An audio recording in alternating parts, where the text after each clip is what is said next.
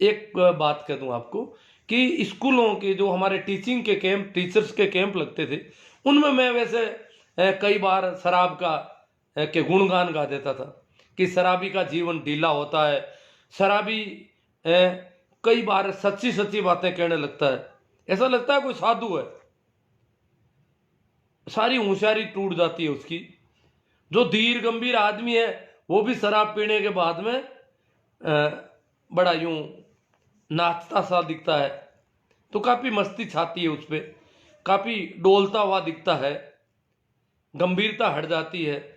तो इसलिए क्योंकि मैं सामान्यतः संतों की वाणी का पक्ष जरूर, संतों ने शराब की महिमा गाई है। संत शराब पीते नहीं थे परंतु महिमा गाई है। उन्होंने कहा कि भक्ति का जो मार्ग है, आध्यात्म का जो रास्ता है, भजन का जो मार्ग है, वो शराब की तरह मस्ती का मार्ग है। मीरा जैसे कहती ना, और सकी मद पी पी माती, माती का मतलब मतवाली होना, मतवाला होना। तो और मेरी सखियां शराब पीने के बाद खुद मतवाली होती है। और सकी मद पी पी माती, मैं बिन पिया ही माती। मैं तो पीती नहीं हूं फिर भी मतवाली हूं। मीरा नाचती थी मस्त होकर के, मगन होकर के। तो मीरा कहते मैं बिना पिए ही मतवाली हूं। और तो पीते हैं तब थोड़े डोलते हैं, थोड़े मतवाले होते हैं, थोड़ी मस्ती छाती है। शराब की वजह से लोगों पर मैं मस्ती छाती हुई देखती हूं, परंतु मैं बिना पिए ही मस्त हूं, मगन हूं। मैं बिन पिए ही माती, प्रेम भाटी को मैं मद पियो। मैंने प्रेम की भट्टी की शराब पी है। मेरा कहती मैंने जो शराब पी है वो कोई अलग ढंग की है, वो इस भट्टी की शराब नहीं है जो सामान्यतः पाड़ी जाती है। वो अंगूरों की शराब से भी अलग है। वो शराब प्रेम की भट्टी की शराब है, प्रेम परमात्मा का मार्ग है। और उस मस्ती, उस भट्टी की शराब मैंने पी। प्रेम भाटी को मैं मत पियो, छकी फिरूं दिन राती। दिन रात मेरी मस्ती नहीं उतरती। तो ये जितने भी संत हुए बहुत मस्त हुए, मगन हुए, तभी तो इतनी खुलकर बोल सके, इतने झंझटों को मोल ले सके। इनके पीछे लोग मारने को दौड़ते थे परंतु बात उसी तरह से कहते थे, क्योंकि मस्ती छा जाती थी और मस्ती में जो अंदर है वो निकलता था। उनकी कोई होशियारी नहीं थी। तो ये सारे संतों के जो भजन है, जैसे कबीर पर सिकंदर लोधी दिल्ली का बादशाह नाराज है फिर भी वो मस्ती में बोलते रहे। तो ये कबीर कहते हैं, सुरत कलारी भई मतवारी, मदवा पी गई बिन तोले। कि मेरा सुरती जो है वो कलारी है। कलारी जो शराब पिलाने का काम करती है। सुरत कलारी भई मतवारी, मेरी सुरती मतवाली हो गई। मदवा पी गई बिन तोले, मन मस्त हुआ तब क्यों बोले रे। कबीर कहते मैं तो मस्त हो गया अंदर से पूरा। मन मस्त हुआ तब क्यों बोले रे, हीरा पायो गांठ घटियायो, बार बार कहीं खोले रे। तो ये मस्ती की बातें संतों ने की। तो मैं ऐसी बातें टीचर्स ट्रेनिंग के कैंपों में कर देता था। करता तो कुछ स्त्रियां भी होती थी टीचर्स, वो थोड़ी नाराज भी होती थी, कहती थी कि शराबी लोग परेशान करते हैं, ये आप इतनी शराब की महिमा। मैंने कहा महिमा तो मीरा ने गाई है, कबीर ने गाई है, हमारे कृष्णदास जी ने अमल की महिमा गाई है। कृष्णदास अमली भया, अमल चढ़िया पिंड प्राण। कृष्णदास कहते हैं मैं अमली हो गया। यहाँ अमल का कोई प्रभाव होगा, उन्होंने देखा कि अमल पीने वाले भी मस्त होते हैं, तो मेरे पिंड और प्राणों में अमल चढ़ गया, इतना मस्त हो गया मैं। तो ये इन संतों ने गाई है। हालांकि उन्होंने ये जो रासायनिक द्रव्य है ये नहीं पिए थे, उन्होंने ये शराब नहीं पी थी, ये अमल भी नहीं पिया था, परंतु फिर भी वो कहते मैं अमली भया, मैं तो अमली हो गया। मीरा भी कहती है मैं तो अमली हरि का नाम की। मैं तो अमली हूं, पर किसकी? उस सांवरे के नाम की अमली हूं। मैं भी अफीम जी हूं, कुछ सांवरे के नाम की हूं। तो ये मस्ती में जो गीत। तो एक बार वह टीचर्स कैंप में मैं यूं थोड़ा शाम हो रही थी, तो एक कमरे में फोन चार्ज करने के लिए गया, साइड में कमरा था, तो वहां दो तीन बैठे थे कि हम आपका इंतजार कर रहे थे, आपको बुलाना चाहते थे। क्यों? कि बस हम तो महफिल लगा रहे हैं, आप बिना मजा नहीं आएगा। मैंने कहा मैं तो पीता ही नहीं। कहा आप और पीते नहीं?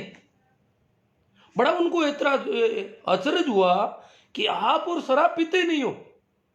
क्यों, मैं तो बातें ऐसी कर रहा था। तो उनको लगा कि ये तो पक्का पियकड़ आदमी है कोई। हालांकि पीता तो मैं नहीं था, न पीता हूं।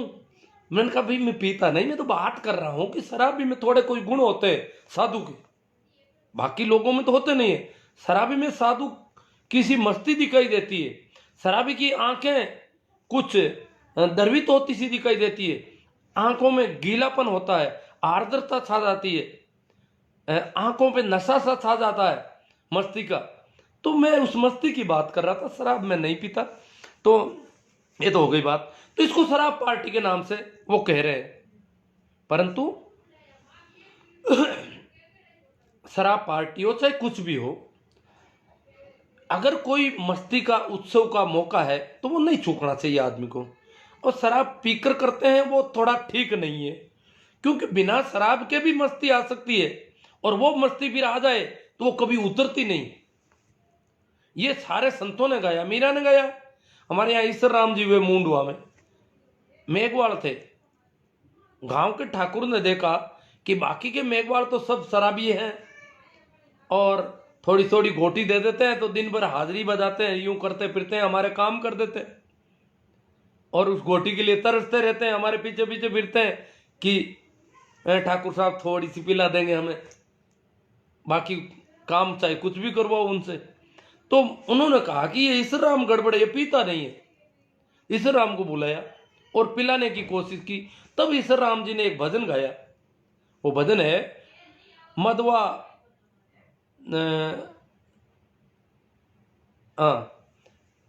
ईश्वर नशा कबू नहीं उतरे, पी तारे दिन राती, मदवा घूमत जू हाथी। कि मैं तो मदमस्त हाथी की तरह हूं। ईश्वर राम ने कहा मैं यूं नहीं हूं, आप जिन लोगों को समझ रहे वैसा मैं नहीं हूं। मैं तो मगन हाथी हूं, मदमस्त हूं, मदवा हाथी हूं। मदवा हाथी को तो जो शराब के नशे में मस्त, इतना मस्त होता है, तो मदवा हाथी हूं मैं तो कह रहे ईश्वर नशा कबू नहीं उतरे, पीता रे दिन राती। नशा उतरता ही नहीं है, दिन रात पीता हूं। और राम नाम का जो नशा उन पे सवार था, वो दिन रात राम राम राम राम करते थे। तो वो शराब ढलती रहती थी, अंदर अंदर रस जरता रहता था। राम नाम का रस जिनको पता चल गया, उन्होंने तो बहुत इसकी महिमा गाई है, लोगों को कहा है भाई करो ये। तो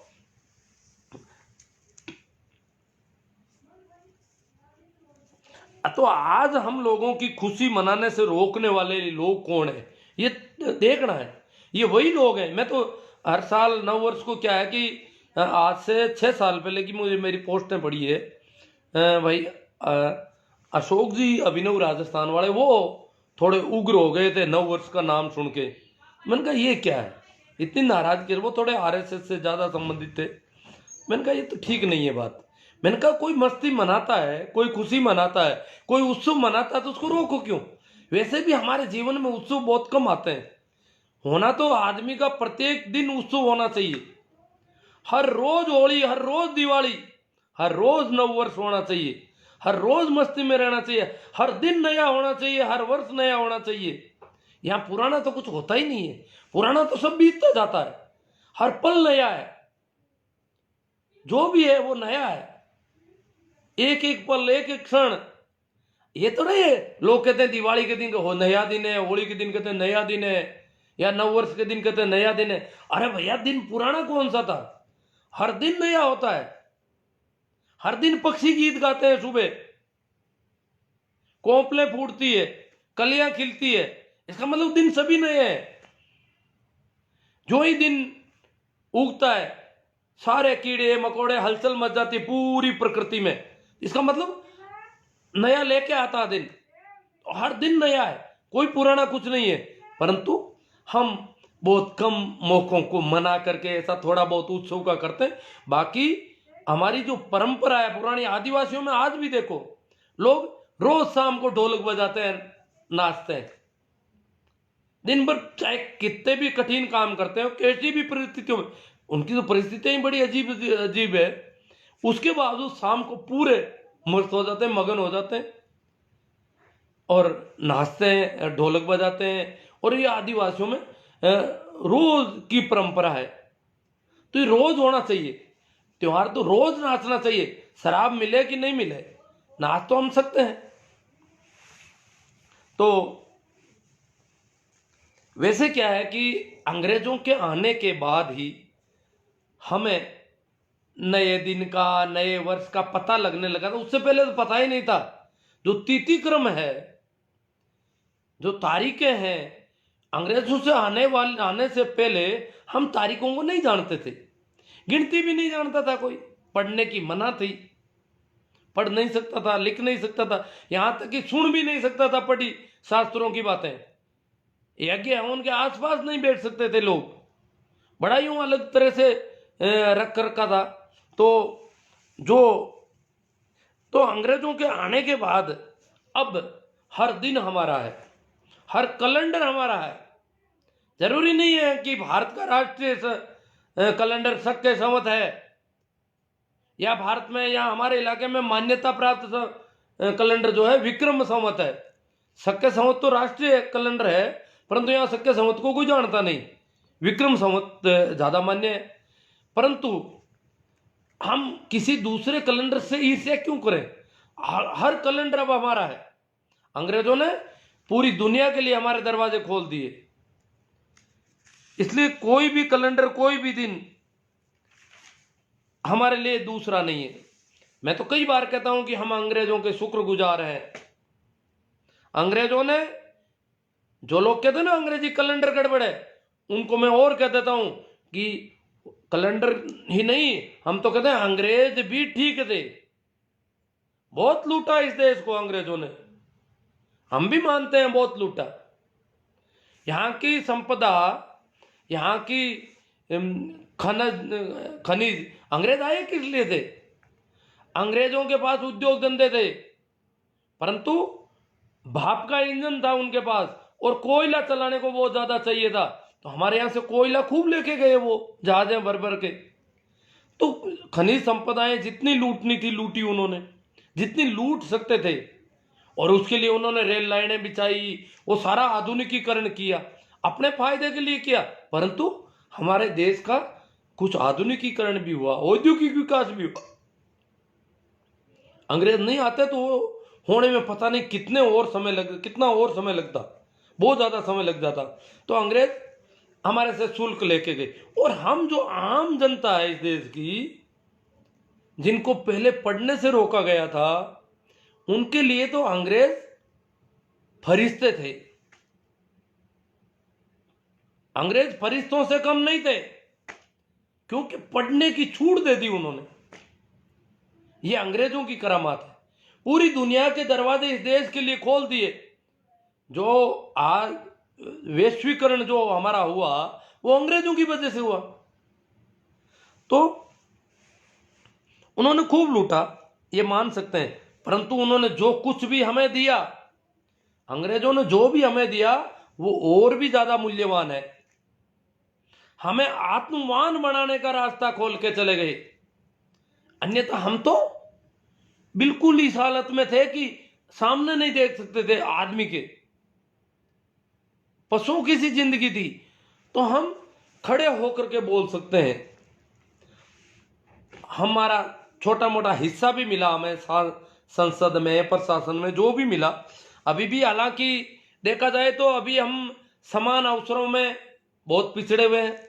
यहाँ की बहुत बड़ी आबादी का शासन में, प्रशासन में, समाज में हिस्सेदारी बहुत कम है, प्रतिनिधित्व तो बहुत कम है, समान अवसर नहीं मिलते हैं, सभी जगह उनकी अवसरों की कटौती है। फिर भी अंग्रेजों की वजह से जो जितना हुआ है, उसके लिए अंग्रेजों का गुण तो हमें मानना पड़ेगा। वो अपने लिए आए, कैसे भी आए, अपने लिए उन्होंने शिक्षा शुरू कर दी, पर सबके लिए शिक्षा शुरू कर दी। और भी बहुत सारे, जैसे इस देश की सबसे घिनौनी प्रथा, सती प्रथा को बंद करने का काम उन्होंने किया। कर सकता है भारत में कोई सती प्रथा बंद? भारत जैसे देश में सती प्रथा को बंद करना कोई मामूली काम नहीं है, क्योंकि वो देवी है। सती को भगवान का दर्जा है, धार्मिक रूप से मान्यता है उसको। इस देश में बहुत, आज भी मैं जिस गांव में हूं वहां कोई सती का मंदिर है, लोग कहते हैं अरे सती माता सती माता। अब बड़ा यूं अटपटा सा लगता है, हो गया होगा कभी कोई दुर्घटना। परंतु हालांकि बाद में न्यायालय ने कह दिया कि सती को महिमा मंडित भी नहीं करना है। अब तो सती इस मनुष्य जाति के इतिहास में सबसे घिनौना रिवाज है, सती हो जाना या सती करवा देना, सती के लिए वातावरण निर्माण कर देना कि एक स्त्री को जलकर मरना पड़े। जीवित स्त्री, किसी भी जानवर को अगर जला के मारा जाए तो भी ठीक नहीं है। अरे पेड़ पौधों को जलाना भी ठीक नहीं मानते हम तो, एक स्त्री को जला देते, वो किसी आदमी के मरने के बाद उसको जला देना क्यों भाई? अगर वो आदमी उसका पति था तो वो अपना आप मर जानी चाहिए थी उसके साथ ही। और या फिर अगर स्त्री मर रही है, बीमार पड़ रही है, तो पति के रहते क्यों बीमार पड़ जाती है? पति उसको ठीक कर दे, पति है वो तो मालिक है उसका। कोई किसी का मालिक नहीं, कोई किसी का पति नहीं, सब यहां प्रकृति की दृष्टि से सब स्वतंत्र है, परमात्मा की दृष्टि से सभी यहां स्वतंत्र है। परंतु एक स्त्री को वैवाहिक बंधन की वजह से जलाकर मारने की जो रिवाज था, ऐसा दुनिया में कहीं पर कहीं कोई ऐसा रिवाज नहीं था। इतनी घिनौनी प्रथा जो थी वो अंग्रेज बंद कर पाए, और अंग्रेज नहीं आते तो आज भी यहां ऐसी प्रथा के खिलाफ कानून बनाना बड़ा मुश्किल हो जाता।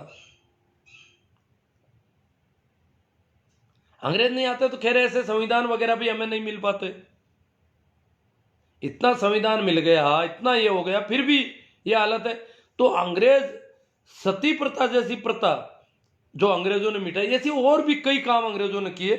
खैर मैं उस पर अभी नहीं जाऊं, मैं कुछ बात कर रहा था। 9 वर्ष को करते क्या है? 9 वर्ष के दिन शाम को शराब पीते होंगे, पर नाचते हैं ज्यादातर लोग, खुशी मनाते हैं, खुशी का इजहार करते हैं, मगन होकर के नाचते हैं। और ये नाच की पार्टी सुबह 4 बजे तक चलती है और लगभग 12 बजे के बाद चरम पर होती है।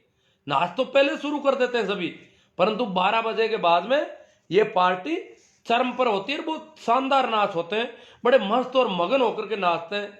हो सकता है उनमें से 90% लोग शराब पीते होंगे, परंतु नाचते तो हैं। तो मेरा तो ये मानना है कि हर रोज होली होनी चाहिए, हर रोज दिवाली होनी चाहिए, और जितना नाचना है वो नाचना चाहिए। नाच सके तो नाचना चाहिए, आदमी को सदैव नाचना चाहिए। नृत्य जो है, नृत्य आदमी के अहंकार को विगलित कर देता है। जो अहंकार है, अगर कोई नाच लेता है तो अहंकार गिरने लग जाता है। स्त्रियां थोड़ी आदमियों से ज्यादा नाचती है पुरुषों से, तो उनका अहंकार कम होता है। और पुरुष यूं धीर गंभीर यूं बढ़ के, यूं बढ़ कर वो ज्यादा अहंकारी होता है। ज्यादा अहंकार परेशानियों का घर है, बीमारियों का घर है, आदमी को दुखी करने का सीधा सा रास्ता है। तो नाच से अहंकार विगलित होता है, गढ़ता है, और आदमी ढीला हो जाता है, आदमी मगन भी हो सकता है। मीरा नाची घुंघरू बांध के, और भी बहुत लोग नाचे। हम तो, ये नाचना कोई अंग्रेजों की परंपरा नहीं है, नाचना आदिदेव महादेव शिव की परंपरा है। महादेव शिव नाम सुना होगा आपने। यहाँ इस देश की बहुत बड़ी आबादी शैव परंपरा से जुड़ी है। शैव यानी शिव के उपासक। इस देश में ज्यादातर लोग शिव के उपासक रहे सदियों से। तो हम शिव के उपासक हैं, एक देखे तो हम शिव को मानने वाले लोग हैं। शिव का एक नाम है नटराज। नटराज है ना, नृत्य का देवता। शिव जो है नृत्य का राजा था। शिव डमरू से नाचते थे। कहते हैं शिव तो ऐसा नाचते थे कि जो कैलाश पर्वत है वो डगमगा जाता था। इस प्रकार का तांडव नृत्य शिव करते थे। तो उनकी मस्ती थी, इसलिए भोला शिव कहते हैं इसको, मस्त महादेव कहते हैं, भोला भोला शंकर भी कहते हैं, भोला आदमी है तो भोलापन भी आता है। और भोलापन आदमी के लिए जीवन में, भोलापन रौनक है आदमी की, भोलापन जो है आदमी के लिए प्रसाद है, जीवन है भोलापन। ये होशियारी, ये तो मौत है, ये जो चालबाजियां हैं ये तो मरने के मार्ग हैं सारे, ये तो जिंदे जी जीते जी मर जाना है। तो हम शिव की परंपरा के लोग हैं। मैं शिव और थोड़ा उस पर जाता हूं। शैव और वैष्णव दो तरह की परंपराएं हमारे देश में रही है। वैष्णव परंपरा शैव परंपरा से अलग है। शैव परंपरा यही मस्ती की मार्ग आम आदमी का मामला था। वैष्णव परंपरा के लोग शास्त्र यज्ञ हवन उस दिशा में चलते थे। ये दो परंपराएं। दो और परंपराएं भी हमारे देश में रही है, श्रमण और ब्राह्मण। श्रमण और ब्राह्मण। श्रमण होता है जो मेहनत करके परमात्मा को पाने की कोशिश करता है, श्रम करता है, परिश्रम करता है, परमात्मा को पकड़ के खींच के लाने की बात करता है, वो श्रमण परंपरा के लोग हैं। ब्राह्मण वो होता है जो परमात्मा के सामने समर्पण करता है कि मैं कुछ नहीं हूं। तो ये दो तरह की परंपराएं आध्यात्म के मामले में रही है। ये तो आम लोगों की तो नहीं रही। आम जो आध्यात्मिक स्तर के लोग थे, जो साधना में जाते थे, उनकी दो परंपराएं थी, श्रमण और ब्राह्मण। महावीर, बुद्ध, कबीर, ये गोरख, पतंजलि, ये सब श्रमण परंपरा के लोग हैं। इन्होंने मेहनत की, बहुत प्रयास किया, बहुत लगन के साथ साधना की, मेडिटेशन किए, ध्यान किए। दूसरी ब्राह्मण प्रयोग, जैसे मीरा मेडिटेशन भी करती है परंतु वो कुछ ब्राह्मण की तरह झुक रही है। तो ये दो अलग अलग, इनकी मैं ज्यादा चर्चा करूं तो ठीक नहीं है, अभी अपन विषयांतर हो रहे हैं।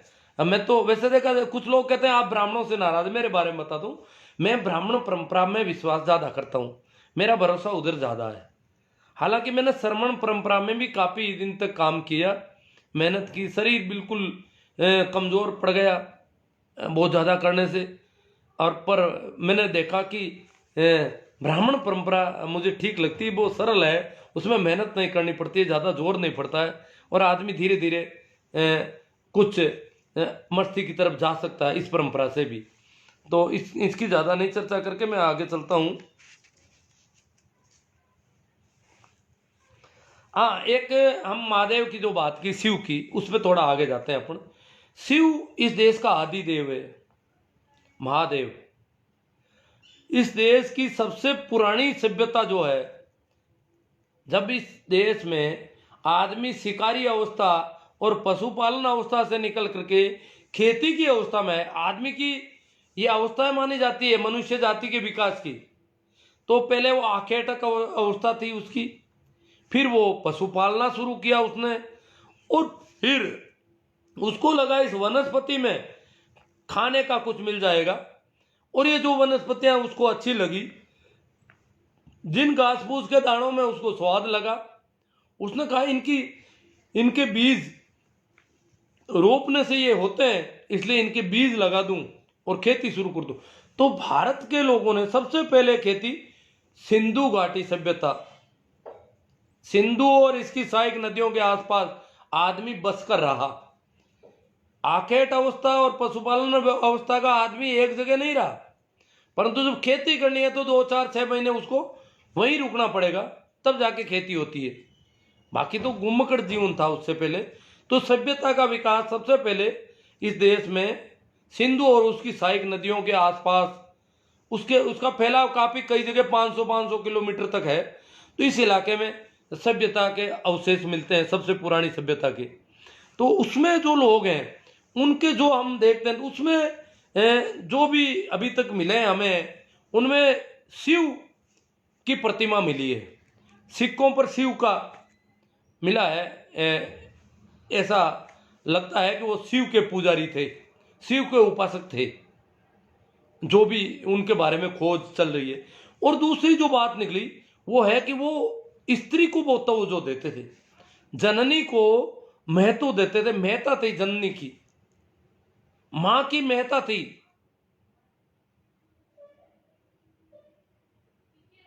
मात्र सत्तात्मक परिवार बताए जाते हैं इसके सिंधु घाटी सभ्यता के। आज भी आदिवासियों में मात्र सत्तात्मक परिवार मिल जाते हैं जहां मां जो है परिवार की मुखिया है। तो नारी का जो महत्व था, महादेव जो है, शिव महादेव की जो कहानियां सुनते हैं उसमें लगता है कि उन्होंने पार्वती को बहुत महत्व दिया। जननी की महत्ता को शिव ने स्वीकार किया। तो शिव को जो मानने वाले लोग थे इस देश में, उनके बारे में बता दूं, वो लोग हैं जो विधवा विवाह भी कर लेते थे। इस देश में विधवा विवाह को खराब माना गया है। शादी करता है स्त्री और पुरुष, अगर उनमें से कोई एक मर जाता है, पुरुष मर जाता है, तो फिर स्त्री शादी नहीं कर सकती। स्त्री मर जाती है तो पुरुष शादी कर सकता है। स्त्री जिंदा रहती है तो भी पुरुष तो शादी कर सकता है दूसरी। ये यहाँ की परंपरा थी। इसका मतलब स्त्री के साथ यहाँ भेदभाव है, स्त्री के साथ बहुत अलग तरह का व्यवहार है। विधवा स्त्री शादी नहीं कर सकती, ये परंपरा यहाँ आज भी कुछ समाजों में, कुछ जातियों में ऐसा है। परंतु जो आम जनता है इस देश की, उनमें ऐसा रिवाज कभी नहीं था। जो शैव परंपरा के लोग हैं, शैव परंपरा के समाज हैं, जातियां हैं, वर्ग हैं, उन वर्गों में, किसानों में, पशुपालकों में, मजदूरों में, इनमें विधवा विवाह की कभी कोई ऐतराज नहीं था। सदैव से विधवा विवाह, हाँ, थोड़ा मुख्य धारा का समाज विधवा को अलग दृष्टि से देखता था, उसका प्रभाव तो था, सभी में था। यहां तक कि विधवा की शादी भी रात के अंधेरे में उसको भेजते थे, लोगों को बताते नहीं थे आस पड़ोस में। उसमें गुड़ नहीं बांट सकते थे, उसमें कोई उत्सव की तरह नहीं कर सकते थे। रात के अंधेरे में उनको बुलाते, चुपके से अंधेरे में भेज देते थे विधवा को, और फिर बाद में डिक्लेयर होती कि अमुक विधवा जो लड़की थी, वो स्त्री थी, उसका दूसरे गांव में लोग लेके चले गए। नाता लेना की बात थी, वो नाता प्रथा कहते थे। ये प्रथा छोटी जातियों में, जो शिव की परंपरा के लोग थे, उनमें थी। तो वो रात के अंधेरे में क्यों करते थे कि बड़े लोगों की दृष्टि में वो ठीक नहीं था, इसलिए शायद दिन में वो करने भी नहीं देते थे, इस वजह से करते थे, पर करते थे। ये परंपरा पुरानी से पुरानी इन लोगों में थी, खेती करने वाले लोगों में, पशुपालकों में, इनमें थी।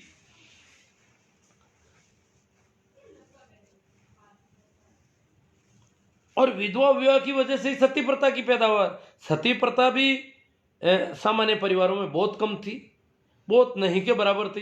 सती प्रथा भी उन लोगों में। तो ये क्या है, ये मात्र सत्तात्मक परिवारों के खिलाफ सिंधु घाटी सभ्यता के बाद यहां पर कहते हैं आर्यों का आगमन हुआ। इतिहास के तथ्य ये कहते हैं कि आर्य बाहर से आए। उसमें कुछ लोग ईरान से बताते हैं, कुछ जर्मनी से बताते हैं, कुछ मध्य एशिया से बताते हैं। परंतु जो भी है, क्योंकि आर्यों के आने से पहले के जितने भी यहाँ पर ऐतिहासिक प्रमाण है, उनमें वो रिवाज एक भी नहीं है जो आर्यों के आने के बाद यहाँ हुए। वो रिवाज वहां पाए गए, ईरान में पाए गए, मध्य एशिया में पाए गए, यूरोप के देशों में पाए गए। इसका मतलब आर्य भारत के मूल निवासी नहीं थे, और भारत के मूल निवासी द्रविड़ है। तो सिंधु घाटी सभ्यता को द्रविड़ सभ्यता भी कहते हैं। और द्रविड़ वो लोग हैं जहां मात्र सत्तात्मक परिवार थे। एक पहचान है इसकी, ये समझना पड़ेगा हमको।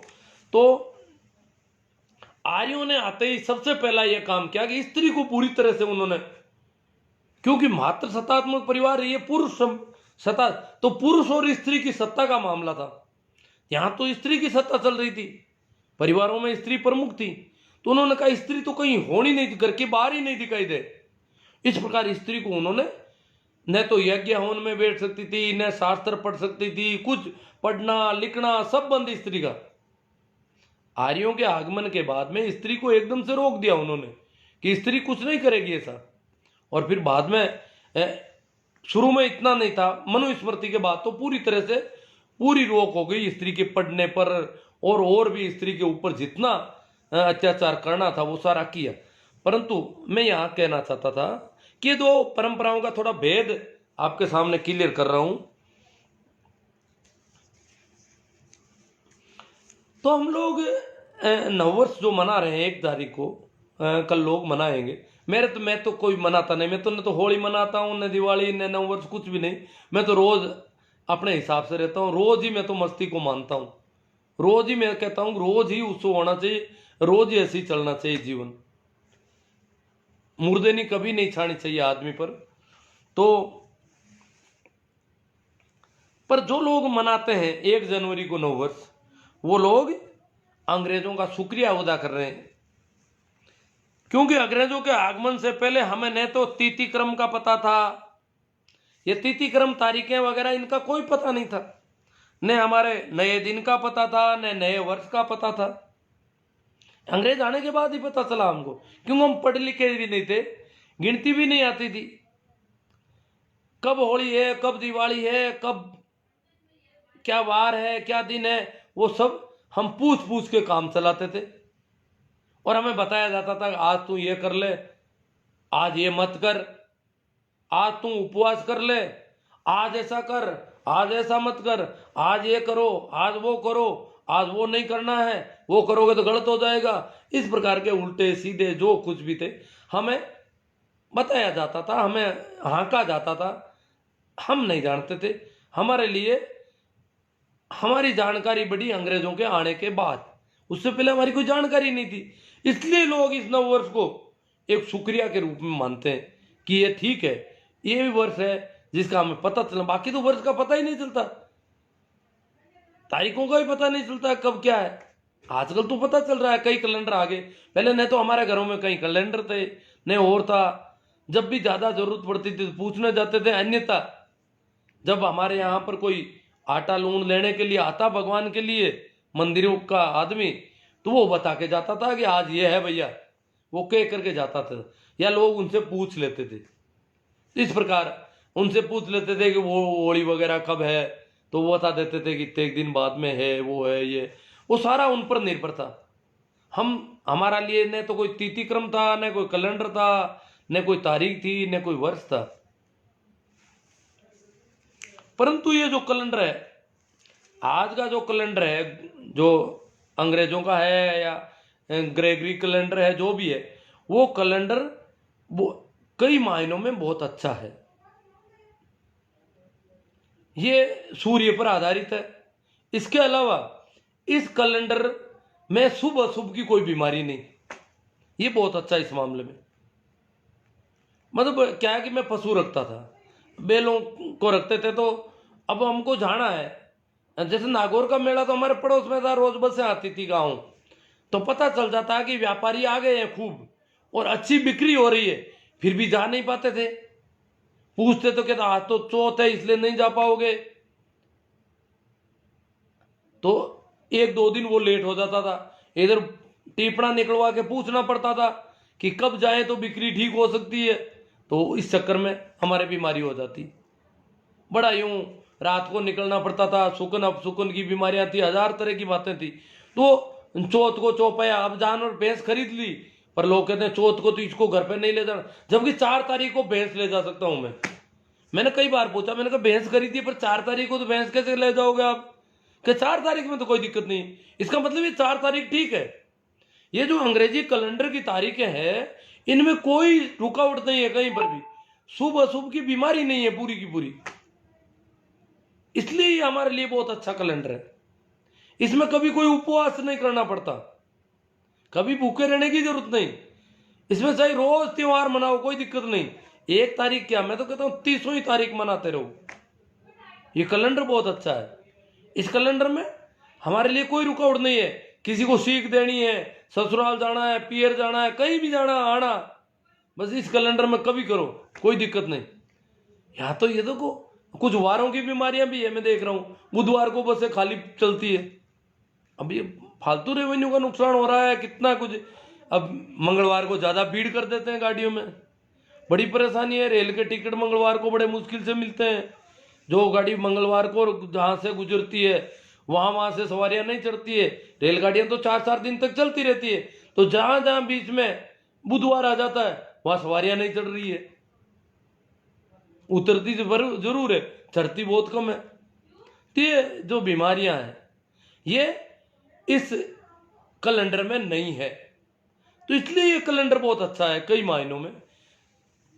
सूर्य पर आधारित तो है ही, इसकी तारीखों की गिनती कम ज्यादा होने की बीमारी भी सूर्य पर आधारित है, इसलिए वो कोई दिक्कत नहीं है, फिक्स तारीखें कर रखी है। इसको पूरी तरह से सूर्य पर आधारित करने के लिए 4 साल में एक दिन बढ़ाते हैं, फिर 400 साल में एक दिन वापस घटा लेते हैं। इस प्रकार इसको बैलेंस किया जाता है ताकि एक भी तारीख का कोई अंतर नहीं पड़े मौसम में। तो इन चरमपंथी धर्मांध लोगों ने के प्रभाव में इस देश में देखो, ये जो चरमपंथी धर्मांध लोग हैं, इन्होंने इस देश में बुद्ध को, महावीर को, कबीर को, सबको सताया।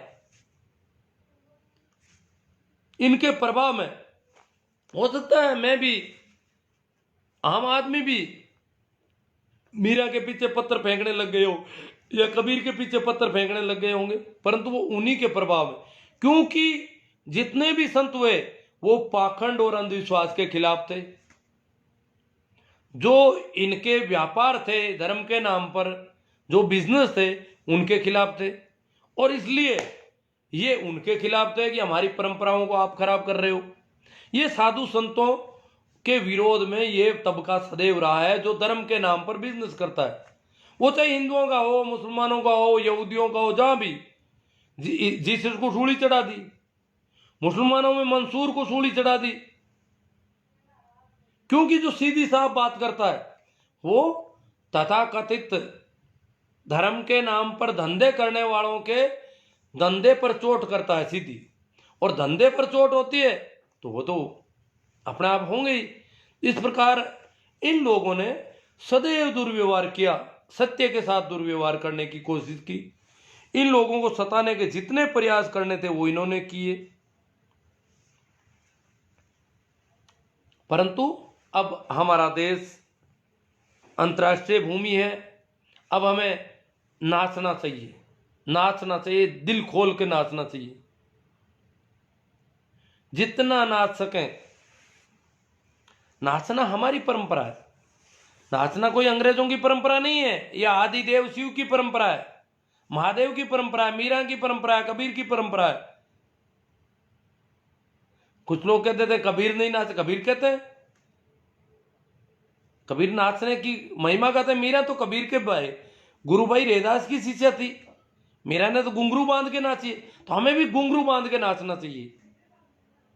नाचना कोई अंग्रेजों की परंपरा नहीं है, यह हमारी आदि परंपरा है। हमारे यहां के लोग नाचते रहे हैं सदैव। कृष्ण ने तो खूब लोगों को नचाया। कृष्ण की बांसुरी पे कितने अधिक लोग नाचे, उन्होंने मस्ती की के रंग में रंग दिया लोगों को। तो नाचना तो हमारे देश की मूल परंपरा है, हमारे परंपरा के मूल बीज है। आज विदेशी लोग इन परंपरा के मूल बीजों को अपना रहे हैं, और हमें लोग कहते हैं नाचो मत, 9 वर्ष को नाचो मत। और वो जब 9 वर्ष मनाते हैं तो झंडे लेकर के वंदे मातरम के नारे निकालते हैं, लोगों की गलियों में जोर जोर से चिढ़ाते हुए निकलते हैं। ये कोई तरीका नहीं है, ये तो बेढंगा सा ढंग है, ढंग ठीक नहीं है।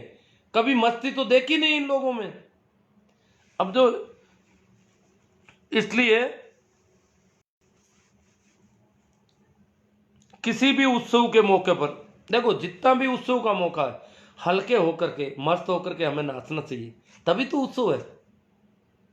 अगर हम नाच भी नहीं सकते, ये जो नाचेंगे तो और ढीलाई आएगी जीवन में, और नहीं नाचेंगे तो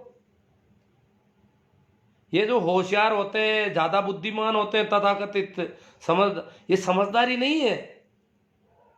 अगर आदमी मस्त होना नहीं जानता, नहीं सीख सकता, तो ये समझदारी नहीं है, ये तो बेवकूफी है, पूरा जीवन गंवा देता आदमी। तो इसलिए जो भी आज लोग नाच रहे हैं उनको मेरी तरफ से बधाई। बहुत अच्छा नाचें, मस्त होकर के नाचें, मगन होकर के नाचें, और इतने मस्त हो जाएं कि मीरा की तरह, महादेव की तरह, कबीर की तरह, जीसस की तरह, मंसूर की तरह, मोहम्मद की तरह पूरे मगन हो जाएं। आज, क्योंकि एक ही दिन नाचोगे ज़्यादा तो नाच नहीं पाओगे, रोज़ नाचते हैं तो और भी अच्छी ठीक है चीज़ है। चलो अब मैं इस पे कमेंट आए उन पे भी थोड़ी बात कर लेता। हाँ।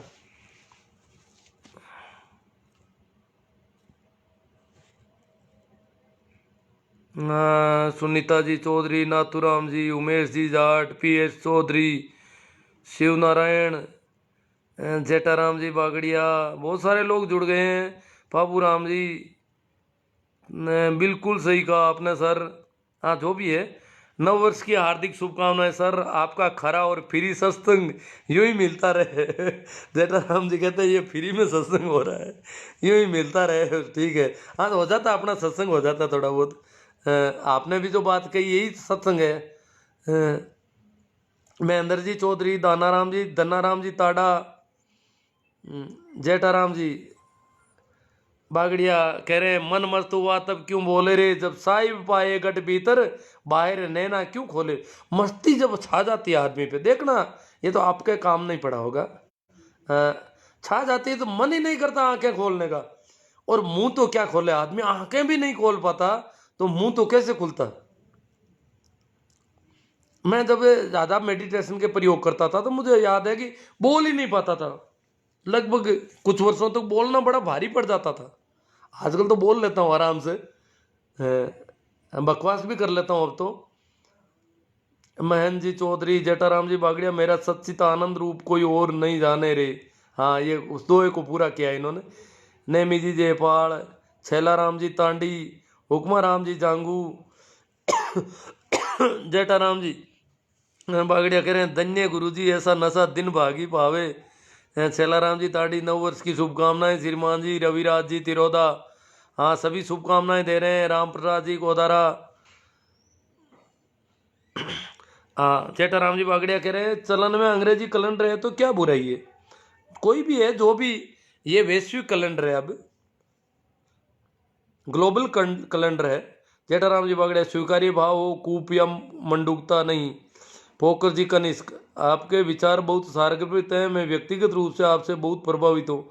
हाँ होना नहीं चाहिए, कह रहे हो तो कोई बात नहीं। आप तो क्या है कि मेरे ट्रेनिंगों में साथ रह चुके हैं पहले। पोकर जी कनिष्क, गजेंद्र जी इनकिया, सत्यनारायण जी सोनी कह रहे हैं गुड।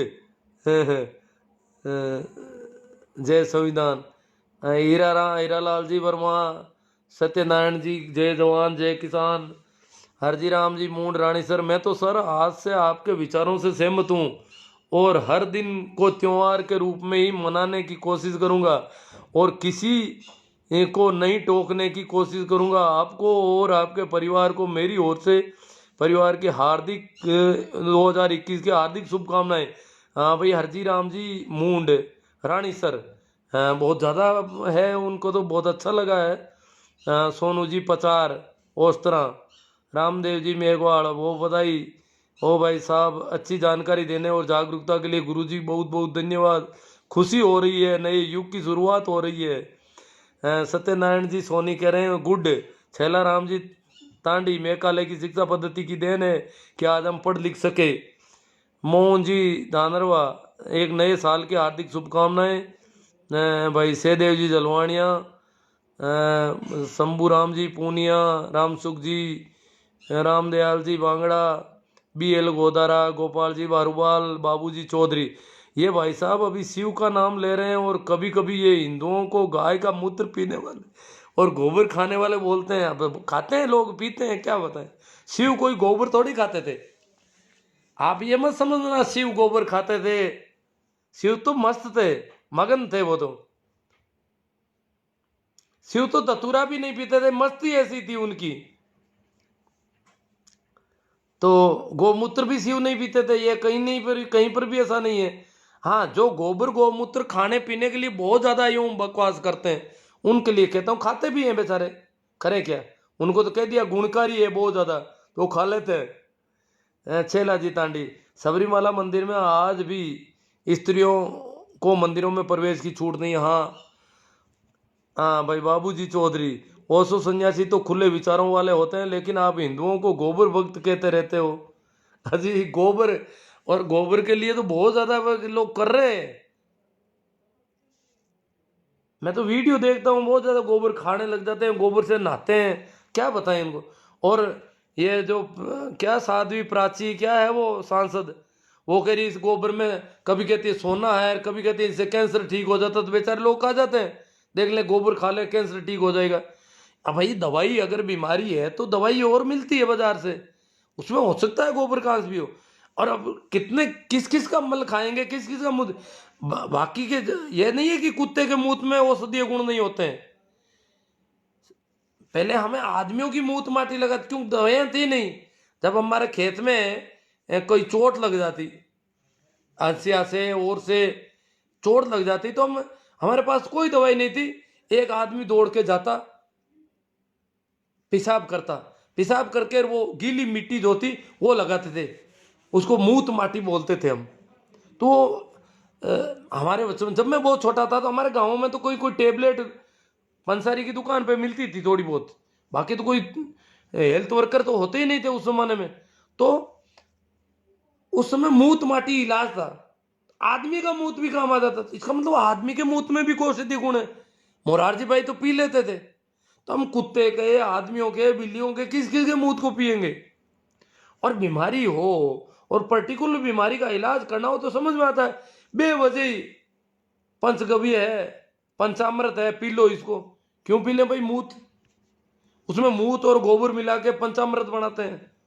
पंचगव्य पंचामृत में मूत और गोबर मिलता है, गाय का घी, गाय का दूध, गाय का मक्खन और गाय का गोबर और गाय का मूत्र, ये 5 चीजों का पंचगव्य पंचामृत बनाते हैं।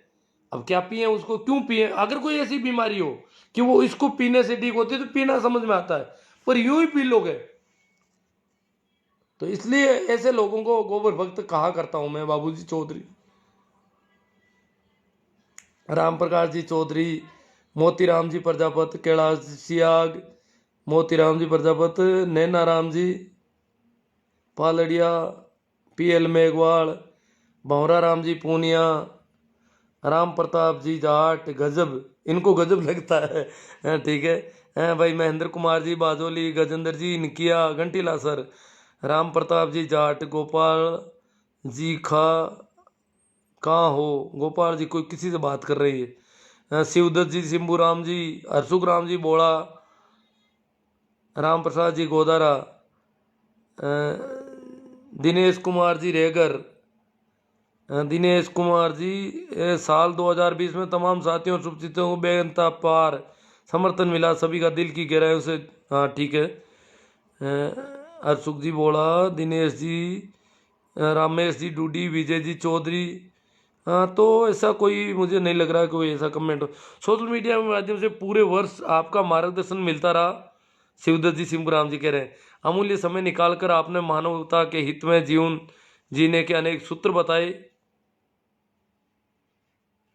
सभी प्रकार के ज्वलंत मुद्दों पर चर्चा की, सत्य पर बेबाक बात रखी, सभी वीडियो उपयोगी है मेरे लिए, कथनी करने में समानता देखी, नव वर्ष में भी आपका मार्गदर्शन मिलता रहे, ऐसी आशा है, नव वर्ष की हार्दिक शुभकामनाएं। हाँ तो मेरा यूट्यूब चैनल भी देखते रहना, उसमें और आपको ठीक ठीक जगह पर मिल जाएगी। BL सारन, तो आप क्या शिव जी को मानते हैं? हाजी मैं तो सबको मानता हूँ, आपको मानता हूँ सारन साहब, ये कोई बात थोड़ी है। मैं सारन साहब को इनकार नहीं कर सकता, जब सारन साहब को परमात्मा ने यहाँ पर भेजा है तो जरूर परमात्मा ज्यादा जानता होगा, उसने आपको जानबूझ के यहाँ भेजा है। इसका मतलब आप ये मत समझना कि मैं आपको नहीं मानता हूँ, मानता हूँ मैं, क्योंकि आप भी उसी प्रकृति की वजह से है जिस की वजह से मैं हूँ, उसी परमात्मा या प्रकृति, उसी व्यवस्था की वजह से आप है, उसी व्यवस्था की वजह से मैं तो मानता हूँ सबको। अब जो लोग धर्म के नाम पर व्यापार करते हैं, व्यवसाय करते हैं, धोखाधड़ी करते हैं, ठगी करते हैं, उनको तो क्या मानो बताओ।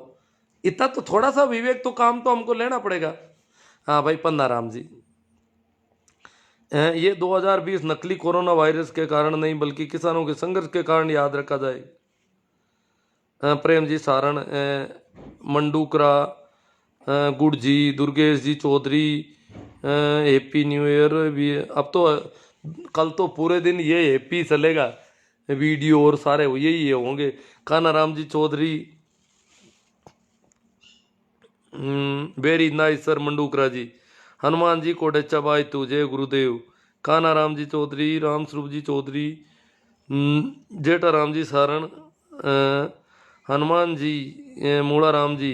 सर जी मैं तो अंबेडकर को मानता हूँ। खैर आपकी मौज है, किसी को भी मान लो, मैं तो सभी को मानता हूँ। हनुमान राम जी, हाँ तो राम स्वरूप जी चौधरी, इनकलाब जिंदाबाद। जोरा राम जी डिटेल, आपकी बात में दम है सर मंडूकरा जी कह रहे हैं। सतीश जी पटेल, स्वामी जी ओसो नमन। एक सवाल सवाल कह रहे हैं सतीश जी पटेल, एक सवाल है, आपके अनुसार रामचंद्र काल्पनिक हो सकते हैं? कोई उनका प्रूफ नहीं है, कृष्ण से बाद का राइट है, तो फिर शिव जी को राम से भी पुराने हैं, उनके प्रूफ कहाँ हैं? उन्हें काल्पनिक नहीं मानते? नहीं, मैंने कब रामचंद्र को मैंने काल्पनिक तो नहीं कहा।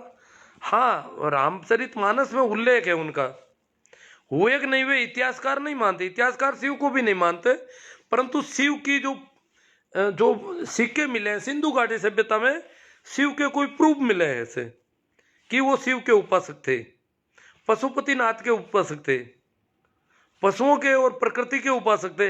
ऐसी चीजें सिंधु घाटी सभ्यता में, इतिहास का विद्यार्थी रहा हूं और इसलिए मैंने ये चीजें देखी है। तो और शिव के संबंध में ये भी है कि शिव ने जो है ध्यान की विधियां दी, तो इसलिए मैं उनकी बात कर रहा हूं। बाकी जरूरी नहीं है शिव हुए कि नहीं हुए, परंतु उनके जो शिव सूत्र हैं वो महत्वपूर्ण है, उनके नाम से चलते हैं। हो सकता है किसी ने किताब लिख दी हो, जैसे कृष्ण हुए हैं कि नहीं हुए ये बात तथ्यगत रूप से तो कहीं दिखाई नहीं देती, ऐतिहासिक प्रमाण नहीं है। इतिहासकार केवल, इतिहासकार जो है जो ये अवस्था है जो कृष्ण और राम का जो समय माना जाता है उसको महाकाव्य काल के नाम से जानते हैं, बाकी ये तथ्यगत रूप से नहीं मानते कि कृष्ण हुए। परंतु गीता जैसी जो बात निकली, चाहे वो वेदव्यास से निकली, वो बात तो बहुत महत्वपूर्ण है। रमेश कुमार जी चाइल, आप स्वस्थ रहें और आपके विचार समाज तक पहुंचे, बहुत अच्छा लग रहा है। 2020 में बहुत अच्छे पखंडवाद का खंडन किया आपने, इसके लिए बहुत बहुत धन्यवाद। प्रदीप जी सांसीवाल एकदम सही बात बोले। Suresh ji Kataria, good evening sir, happy new year. Shankar Lal ji Chauhan, T R Tetrawal, Rajendra ji Shewadia, Mohan ji Danrwa, Baljeet ji Jangi, Suresh ji Kataria, Kalera, ये साल तो बीत गया, सीखते सीखते आगे यूं ही हमें प्रेरित करते रहो, बस यही आशा रखते हैं। करेंगे, जिंदा रहे तो चलता रहेगा अपना अभियान। तो हरजी राम जी मूंड रानी सर, आपने जो लिखा है ये बहुत अच्छी तरह से हमें समझाया, इसके लिए हम आपके आभारी रहेंगे। मूंड परिवार, रानी सर का मूंड परिवार पूरा ही कहते हैं, हम तो आभारी रहेंगे आपका। मैंने वो लिख भी दिया, वो लेख तो मेरा पहले से चल रहा था, ये इस बार ही ये लाइव वाला शुरू किया मैंने, ज़्यादा लॉकडाउन की वजह से शुरू किया और अब चल रहा है। अर्जुन राम जी मेघवाड़, अरे बहुत ज़्यादा तेजस लावा पेड़ा जी बसवाना, सरुण राम जी चौधरी धन्यवाद। लेकिन ये गोबर भक्त मानने वाले नहीं है। सरुण राम जी चौधरी कह रहे हैं क्या, मुझे तो धन्यवाद दे रहे हैं, पर वो जो गोबर खाने लग गए, अब जो गोबर खाने को राजी हो जाते हैं उनको ये बातें कैसे जमेगी बेचारों को। कोई आदमी विचारशील हो तो विचार करेगा, वो गोबर कैसे खा लेगा, वो गोमूत्र कैसे पी लेगा। एक बार मैं एक मंदिर में गया, यूं ही मैं सुबह सुबह चला गया अंदर, तो मंदिर में एक छोटी सी प्याली रखी थी और वही चीजें थी उसमें, पंचामृत, और जो भी आता उसको कहते इसका आचमन करो, थोड़ा सा इसमें से एक छोटा सा चम्मच, बिल्कुल वो चम्मच भर के आप हाथ में लो और यूं मुंह में लो, यूं करो, ऐसा कोई रिवाज था, सभी कर रहे थे, करते हैं। तो वो क्या है कि वैसे तो सभी करते हैं, मैं तो जाता तो रहता हूँ, पर भीड़ में जाता हूँ तो क्या है कि मैं मेरा आ जाता हूँ, देख लेता हूँ लोगों को, निकल जाता हूँ। मेरा तो न तो कभी कोई हाथा जोड़ी होती है, न कोई घंटा बजाता हूँ, न कोई घूमता हूँ चारों ओर, ऐसा कुछ करता नहीं, यूं ही देख के उसको और लोगों की दशा देख करके निकल जाता हूँ। वहां संयोग से उस समय मैं अकेले पुजारी जी, अकेले में अब पुजारी जी बिल्कुल बिजी नहीं, इजी। और मैं गया तो उन्होंने कहा कि टीका लगाओ चंदन का। मैंने कहा नहीं। तो चलो पंचामृत, उन्होंने अपना चम्मच लेके उन्होंने कहा हाथ करो आगे। मैंने कहा ये क्या है? वो देखे ये क्या आदमी है, मैं पंचामृत मेरे हाथों से दे रहा हूं और ये पूछ रहा है ये क्या है। मैंने कहा क्या है ये? तो बोले पंचामृत है। मैंने कहा ये तो ढका हुआ ही नहीं है, इस पे तो ये पता नहीं कितने दिन हुआ पुराना होगा। ये प्याली जो बड़ी है, ये बिना ढक्कन का कोई भी चीज, खाद्य पदार्थ, पीने का पानी वगैरह नहीं पीना चाहिए जहां तक संभव हो। तो मैं इसको क्यों लूं? और इसमें तो पता नहीं आपने मिलाया क्या है, अभी ये भी पता नहीं। क्यों आपका तो भरोसा नहीं, आप इसमें गौमूत्र भी डाल सकते हो। उन्होंने कहा हाँ है इसमें। तो फिर ये पिलाओगे आदमियों को? तो उन्होंने बड़ा ही वो नाराज हो गए, अंदर ही अंदर सुलग गए। एक दो और आगे फिर वो उनमें लग गए, मैं निकल गया वहां से। इस प्रकार ये मामला होता है इनका। बागरे जी भाटी, मैन सर धन्यवाद गुरु जी, सिंबू जी, रामराज जी, वक्ता ज्ञानी जगत में कवि पंडित अनंत, सत्य पदार्थ पार की बिरला कोई संत, जालाराम जी जाट, रिछपाल जी जाट कलवाणिया, सुभाष जी खोजा डॉक्टर, राम किशन जी बाम्बू ओसिया, जालाराम जी जाट, हनुमान जी पूनिया, हरिराम जी देवल, हरीश किराना स्टोर जे हो, वो यो कि किराना स्टोर है इनका कहीं। अब देखो बीकाराम जी कसवा, नेमी जी सोमड़वाल, पहले तो आपको नए साल की हार्दिक शुभकामनाएं और बधाई। साथ ही साथ मेरा इन गोबर भक्तों से अनुरोध है, गोबर भक्त कहने से गुस्सा आता है, लेकिन गोबर खाते हुए अच्छा लग रहा है, तो क्यों ना गोबर खाते हुए आप अपनी फोटो सोशल मीडिया पर, फेसबुक पर डालें, ताकि प्रचार अच्छा हो जाए इसका गोबर का। तो ये तो गोबर भक्तों की तो सभी लोग खिंचाई कर रहे हैं बेचारों की। हरीश जी देवल प्रकृति की जय हो, काना राम जी मेरा, नमो बुद्धाय, रामा किशन जी कालवा। ठीक है, जो कमेंट थे लगभग ले लिए गए और आप सभी का शुक्रिया, आप लोगों का अच्छा साथ मिल रहा है। एक बार फिर आप सभी को मेरा प्रणाम, नमस्कार, राम राम। और विदा लेते हैं। अब नाचने गाने का जो भी आप कर रहे हैं करें।